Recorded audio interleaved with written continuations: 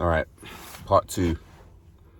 Let me try and do this off the cuff. Some things that you can do while this horrible thing is happening. Also, if you are the target of a smear campaign group, rumor mill, my heart goes out to you.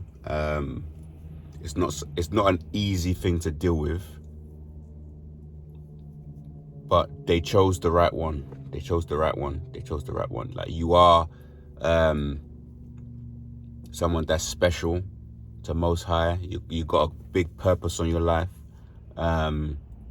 You were chosen for this scare tactic, bully tactic, supply scheming tactic, because you are actually beautiful inside and out. And that's why you attract these cretins, in terms of, because we both have the similar wound, but they are aware that as an empathic being, you were probably some kind of person who was highly sensitive. So they're just trying to get reactions out of you. And they know that you are probably a secondary caregiver. So if you had an unpredictable childhood, maybe you helped to raise your siblings, or you helped, I don't know, you helped maybe even a parent to when they're going through stuff. So I just want to drop that. So this is some things that you can maybe do when you're going through this. The first thing I would say to do is to become physically fit. So when you get discarded, everyone's going to be pulling away from you. People that you wouldn't expect will stop inviting you places. Special days would be missed. You won't be invited to the group events, the family events, the fake friend events, birthdays, and etc. You have to try and stay calm. Try and get yourself in a position where if you're still going through the discard, just going out for little walks. If you got a dog, that makes it easier. I had a dog at the time. Or go to the zoo. So get outside, go for a walk. So do something physically taxing. Do exercise, get a gym membership. That's the first thing. The second thing I've already mentioned is to try to go outside. Try to get some sunlight, some natural sunlight on your skin, on your body. Try to get into nature, take in some very deep breaths. Become very conscious about your breaths. Become very conscious. So go outside, take a walk. Be very conscious about your breathing. Take, in through the nose, out through the mouth. Third thing you could try, find a hobby. So when you're going through this, your mind will be literally going round in circles. Sometimes you can find it hard to eat, hard to sleep, hard to focus on stuff. But you have to try to break the cord. I know it's easier said than done, because when you get discard, the only thing you want to do is, at this point, because of the trauma bond, you're probably trying to get in contact. You're probably trying to fix everything. You're probably maybe stalking on the ex-narc. Try not to do that. Try to find something to occupy your mind, whether that be, sometimes focus can be difficult. So saying to read, but your mind will be up and down, so it might be hard. But if you're someone that likes books, then yeah, read. Find a hobby. If it's a physical hobby, even the better. Yeah, get out there, rollerblading. Physical things that you can do, climbing and boulders, that sort of stuff. That's number 3, I think. Number 4 thing to do when the smear campaign is going down. I know this is a religious channel. I'm more of a spiritual person, but you need to start praying. So you need to start listening out for the voice from source. praying to a higher power. And what you're praying for can be a number of things. You can be praying for them doing the smear campaign, praying for protection, which I do almost every day, praying for yourself, giving thanks and gratitude for, I know you can't see it, but for to get out of that situation. So the fact that you're safe, you got out safe, hopefully you're not in jail, you're not in prison or anything, you're able to have a new day. You can now start picking up the pieces of your life, putting your life back together, which will take a lot of courage from you. And as a chosen one, they chose the right one. You will bounce back better, stronger, with more experience of what happened. And then in the future, you'll be able to point out narcs and you'll be like, not for me. You may even sometimes go through periods, even like myself, where I thought, oh, let me use a narc for this small moment or small time.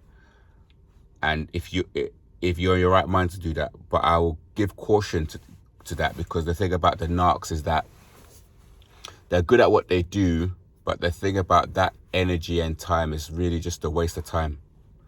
Cretins, narcissists, energy vampire, destiny blockers, destiny swappers, voyeurs, serial killers, pedophiles. Should I go on? These people just distract us from our purpose. They distract us from ourselves.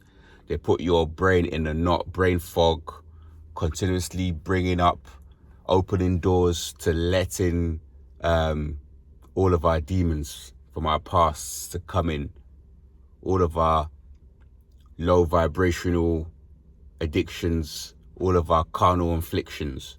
They open all the doors for those things to wreck you and ruin you from the inside out. Cause psyops, they can be in a group of narcs with their matrices. So there could be a guy narc friend, and he'll be giving information to a female narc on how they can team up to bring you down.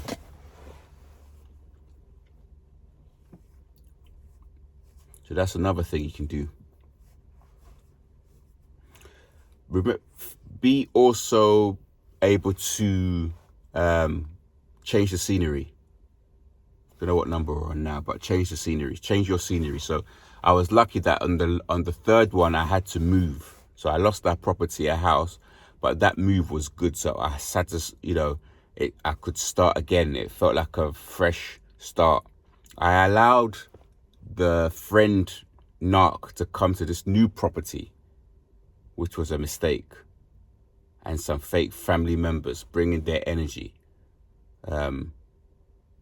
But I would advise, if you can try to move, change your scenery, force yourself to create new habits. And if you've got habits and things that you do, try to switch it up. Because these characters, they stalk us, they walk past our house, they bug us. I've had my computer broken into so many times. They change your passwords. They go and look on the stuff that you might be looking at in the dark, like your adult websites and stuff. They do all this sort of stuff when they actually are addicted to it. You might frequent it just once every so often, but they will go in there and they will look at your search history. They will change your passwords. They will wreak havoc in your life. So if you can try to move and not show this where you live, that's just for the better. The final one and the most important point, what you should do when you are faced with a vicious smear campaign group.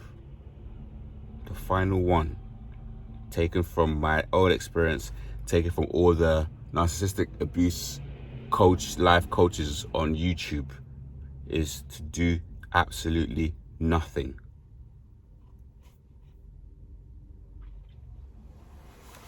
I told you in the last video how I was looking crazy when I was defending myself.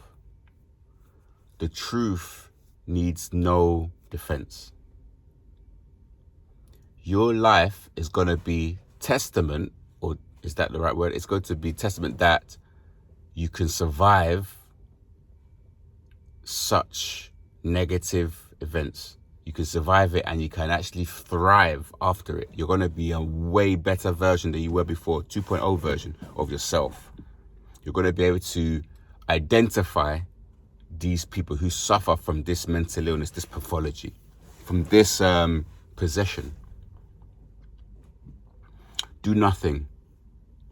Don't plead for them back. Don't defend yourself to mutual friends.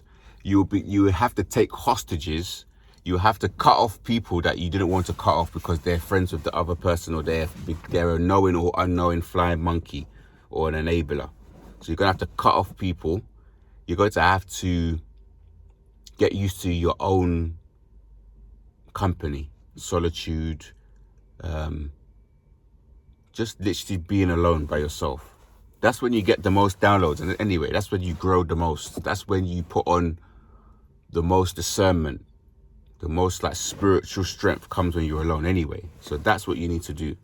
So those are the points there. A nice short video. I hope you got something from that. Do nothing.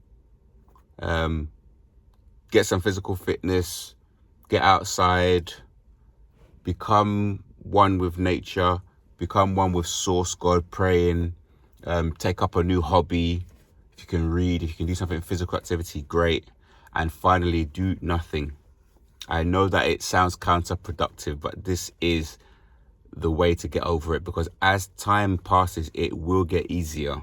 But you have to go through this. You have to go through the fire. The iron has to go through the fire to forge, to make a sharp sword. And you will come out the other end as someone who can go through things, can gain knowledge, and you can gain wisdom. All right, till next time.